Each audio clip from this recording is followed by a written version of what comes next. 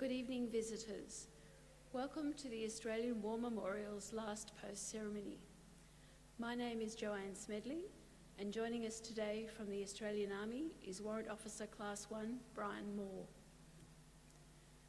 We warmly welcome the family of Private Leslie Norman Cunningham, whose story will be told shortly.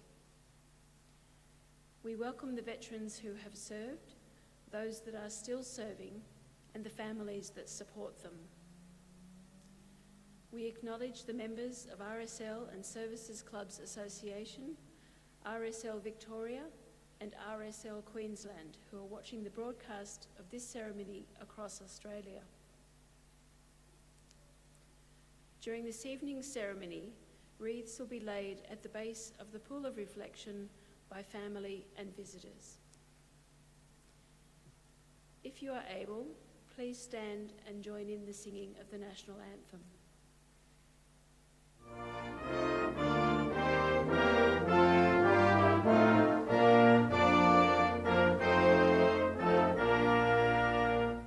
Australians, oh, let us rejoice, for we are young and free. We've golden soil and wealth for toil, our home is girt by sea. Our land abounds in nature's gifts, of beauty rich and rare. In history's page let every state advance Australia fair. In joyful strains then let us sing, advance Australia fair. The Australian War Memorial was the vision of Charles Bean, Australia's First World War official historian. Bean landed with the Australian troops on Gallipoli and stayed with them at the front through to the end of the war. The idea of this national memorial and museum came to him at Pozières, France, in the depths of the bloody fighting of 1916. Bean's idea was that this would be a place where families and friends could mourn loved ones buried in faraway places. It would also be a place that could help all Australians understand what these men and women had endured and what they had done for us. Bean's vision, to which we remain true, is best expressed as inscribed in the entrance to the memorial's galleries.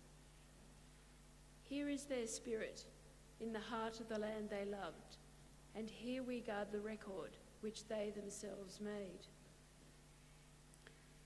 Tonight we will read a story behind just one of those on the Roll of Honour, which lists the names of more than 102,000 men and women who have given their lives for us in war and operations for more than a century. But first we present a lament, Flowers of the Forest. Wreaths or floral tributes will now be laid at the base of the pool of reflection.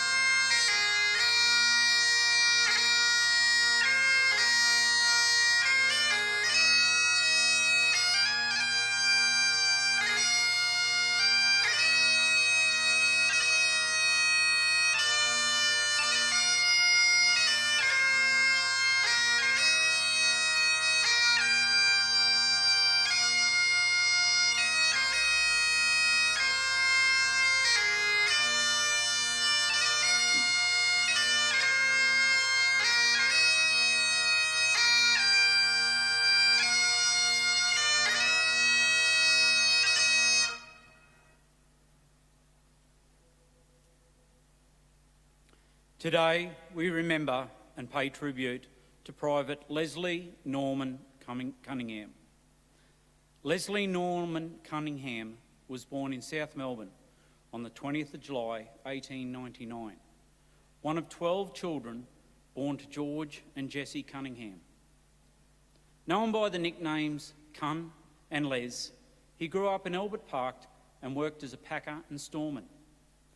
Leslie Cunningham was too young to enlist when the war began, but prepared himself for military service by spending 4 years training with the local cadets at Albert Park. He was eager to follow in his older brothers, William and Charlie, who had already enlisted and departed for the war. Soon after his 18th birthday, Cunningham's parents gave their consent for him to be sent overseas into active service, and he enlisted in the Australian Imperial Force as part of the Sportsman's 1000 recruiting campaign.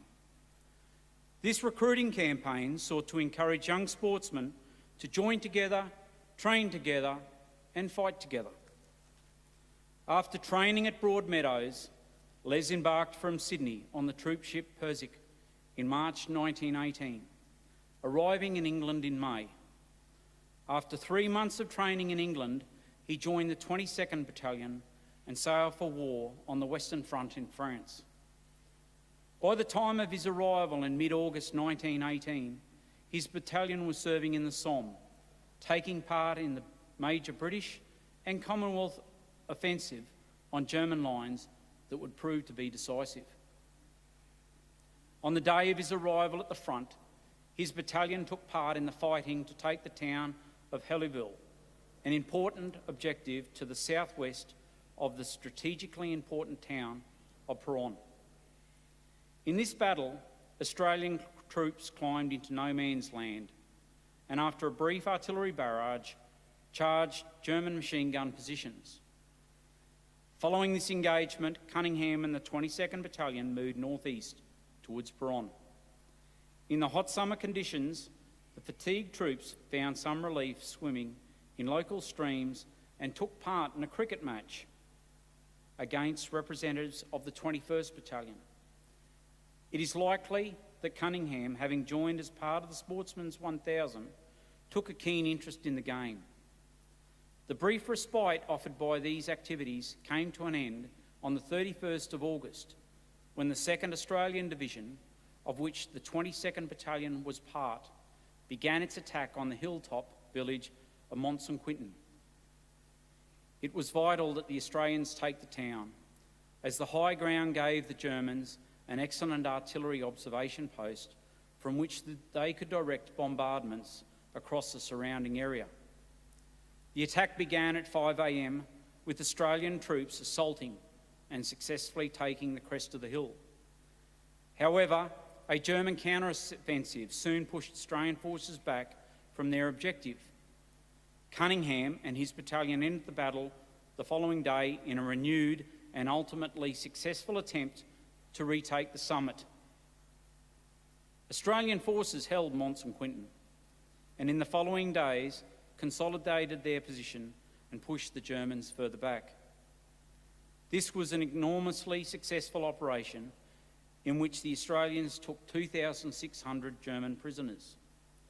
Charles Bean, Australia's official historian of the First World War, reported that the action was regarded by many soldiers as the most brilliant achievement of the AIF. Cunningham served as a Lewis gunner in this action. His job was to man the important light machine gun and provide support to attacking troops. This was a dangerous role, and Lewis gunners often attracted significant enemy fire. On the final day of the fighting, the 2nd of September 1918, Cunningham and his two comrades were resting behind the front line when a German high-explosive shell landed amongst them. A shell fragment struck Cunningham in the head, mortally wounding him. He was 19 years old and had been at the front for just over a fortnight. At the time of his death, his two brothers were just 2 kilometres away, taking part in the same action. Leslie Cunningham was buried where he fell on the battlefield and now rests in the Peronne Communal Cemetery Extension in France. along with 1,500 Commonwealth soldiers killed in the First World War. Private Leslie Norman Cunningham is listed on the Roll of Honour on my right, amongst almost 62,000 Australians who died while serving in the First World War. A photograph of Private Leslie Norman Cunningham is displayed today by the Pool of Reflection. This is but one of the many stories of service and sacrifice told here at the Australian War Memorial. We now remember Private Leslie Norman Cunningham, who gave his life for us, for our freedoms, and in the hope of a better world.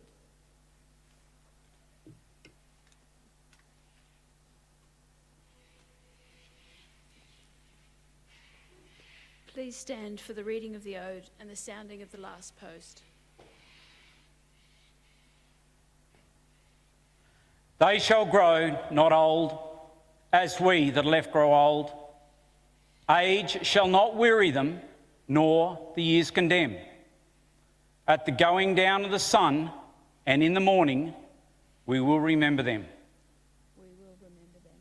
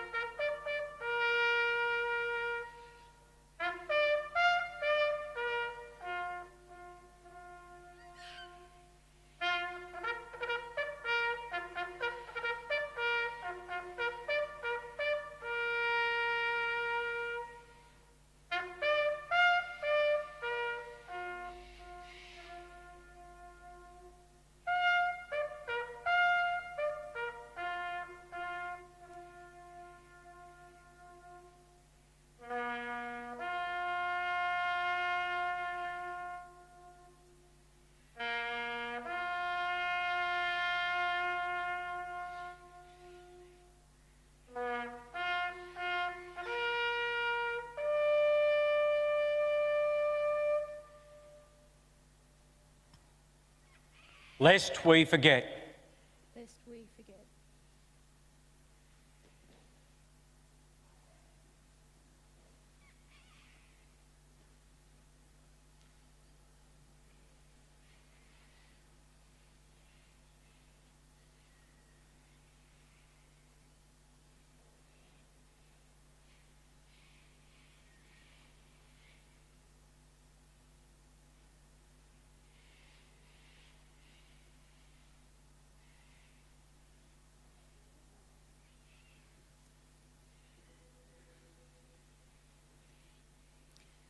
We leave you this evening with the words of the memorial's founder, Charles Bean. Many a man lying out there at Poziere or in the low scrub at Gallipoli, with his poor, tired senses barely working through the fever of his brain, has thought in his last moments, well, it's over. But in Australia, they will be proud of this. Ladies and gentlemen, that concludes the last post ceremony. We thank you for visiting the Australian War Memorial and wish you all a very good evening.